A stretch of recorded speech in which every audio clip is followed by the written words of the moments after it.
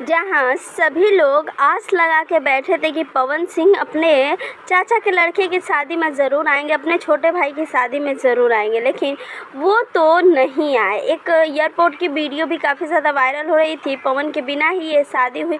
वैसे पवन सिंह के परिवार की, उनकी बहन, माँ सभी उस शादी में पहुँचे थे पवन सिंह के सिवा। लेकिन एक फ़ोटो सोशल मीडिया पर काफ़ी ज़्यादा वायरल हो रही है, जिसमें दिखाया जा रहा है कि ज्योति सिंह भी इस शादी में पहुँची थी। क्या सच में ज्योति सिंह इस शादी में पहुंची थी या ये कोई फॉल्स नैरेटिव है? तो मैं आपको कुछ डिटेल में वीडियो बताने वाली हूँ। ज्योति सिंह शादी में तो गई थी, लेकिन अपने देवर के नहीं बल्कि काराकाट में किसी के शादी में गई थी, जो कि सोशल मीडिया पे इस समय काफ़ी ज़्यादा वायरल हो रहा है।